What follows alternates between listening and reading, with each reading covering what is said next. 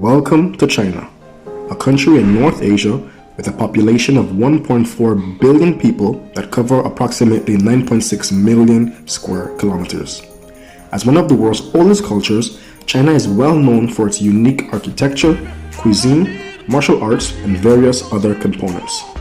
China is rapidly becoming the new champion of economic cooperation and trade worldwide.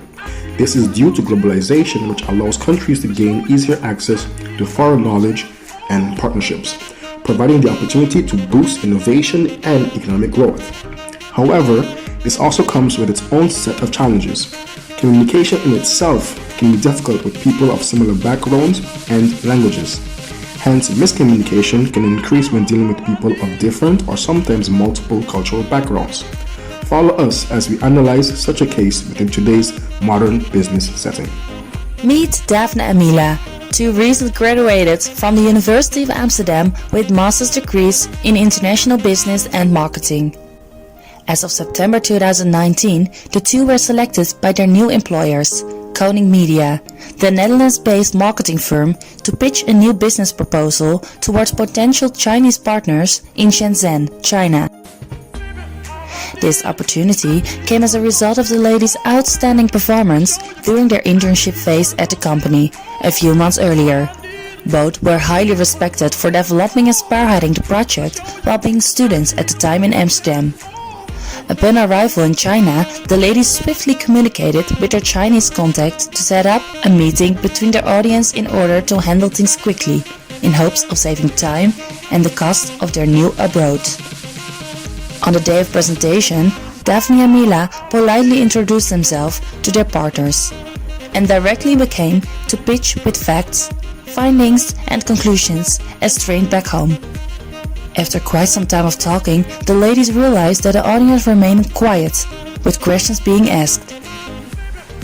Fearing the worst, Daphne, trained in marketing, attempted to engage with the partners by walking closer, maintaining eye contact and directly pointing out individuals in the audience to ask for feedback. However, to no avail. Later that evening, while attempting to enjoy their last night in China with a round of drinks, the ladies were called just hours after the presentation by their manager in Amsterdam, informing them of the bad news. Surprisingly, the potential Chinese partners who were at first enthusiastic during the project development phase have now chosen to postpone their partnership indefinitely until further reflection. We will explain you what happened. In this business setting, we have to deal with two different cultures. The Chinese culture, because of the Chinese partners in Shenzhen, and the Dutch culture, because Daphne and Mila are both born and raised in the Netherlands. When we look at the chart, we see the Hofstede model from the countries China and the Netherlands. China scores low on power distance and therefore believes that inequalities amongst people are acceptable. They score high on masculinity and low on indulgence, so they have a masculine and restrained society. The Netherlands score low on power distance, therefore they think power is decentralized and managers count on the experience of their team members. The Netherlands scores low on masculinity and is therefore a feminist society. An effective manager is supportive of his or her people, and decision making is achieved through involvement. The highest score on indulgence also says that they place a higher degree of importance on leisure time. According to Aaron Meyer's culture map, there is a gap between the cultures when it comes to communicating. The Netherlands is a low context culture, which means that they communicate as literally and explicitly as possible. Good communication is all about clarity and explicitness. The Chinese culture is a high context culture, which means that the Chinese communicate implicitly, requiring the listener to read between the lines. Good communication is subtle, layered, and may depend on copious subtext. Furthermore, there's a difference between the two cultures when it comes to persuading. The Netherlands prefers an application-first persuasion or a specific approach, while the Chinese favor a holistic thought approach. In a specific culture, people respond well to receiving very detailed and segmented information about what you expect of them.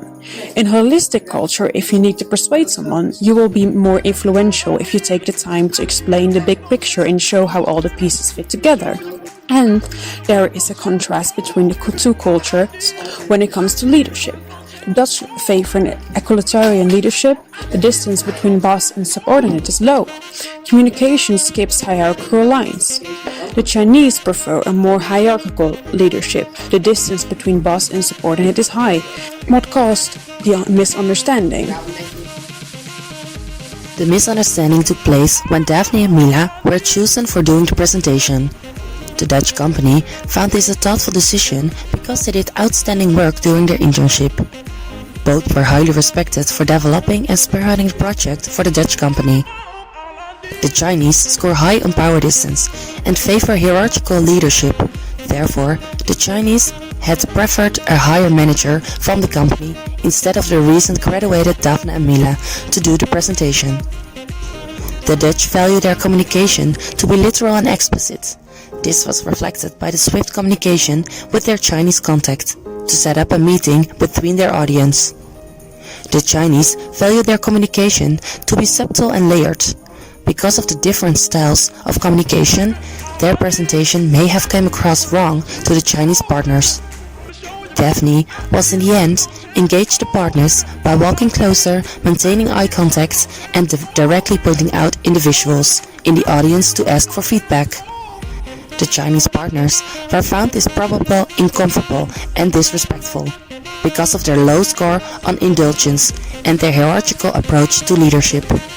There are more restraints. When giving a presentation, Daphne and Mila began to pitch with facts, findings and conclusions, as trained back home. This is a specific approach to presenting. The Chinese prefer a holistic approach and prefer the presentation giving them a broader picture of the situation and shows how all the pieces fit together.